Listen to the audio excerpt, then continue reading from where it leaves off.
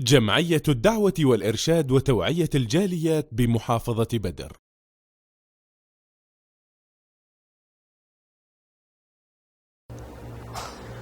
আসসালামু আলাইকুম আরহামতুল্লাহি আবরাকাতুহ। সুপ্রিয় মুসলিম বন্ধুগণ, আর রমজান মাসে একজন মুসলিম যদি চায় জান্নাত অর্জন করতে, পরকালের পাথয়ে সঞ্চয় করতে, বেশি কাজ খোঁজার দরকার নেই। অনেক কাজ রয়েছে, তার মাঝে যদি একটি কাজ, একটি আমল, খুব সামান্য আমল গ্রহণ করে, তারপরেও তার জন্য জান্নাতে যাওয়া খুব সহজ। সেটি হলো একজন রোজাদারকে ইফতার খাওয়ানো। পেট ফুল করে 5 তারকা হোটেলে নিয়ে খাওয়ানোর প্রয়োজন নেই।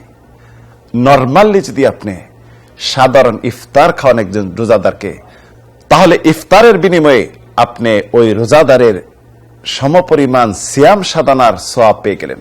সুবহানাল্লাহ। রাসূল ইরশাদ করেছেন, মান ফাত্তারা সাইমান ফালাহু মিসলু আজরি সাইম। যদি কোনো ব্যক্তি একজন রোজাদারকে ইফতার খাওয়াইলো, ইফতার করাইলো, তাহলে সে রোজাদারের সমপরিমাণ সওয়াব পেল। রোজাদারের সওয়াবের কোনো কমতি কাটতি হবে না। আপনি একজন রোজাদারকে ইফতার খাওয়াইলেন, এর বিনিময়ে অতিরিক্ত একটি রোজার সওয়াব পেয়ে গেলেন। কিয়ামতের দিন সিয়াম সাধনা আপনার জন্য সুপারিশ করবে, বলবে, হে আল্লাহ,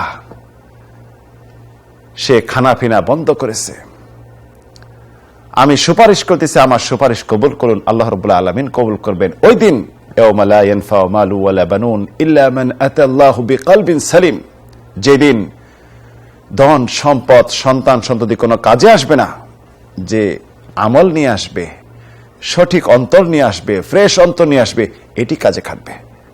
তাই প্রিয় বন্ধুগণ, বর্তমান পরিস্থিতিতে মানুষ অত্যন্ত সমস্যায় জর্জরিত, অভাব অনটন জর্জরিত। পাশে দাঁড়ান, ইফতারের খরচ দেন, ইফতারের ব্যবস্থা করুন।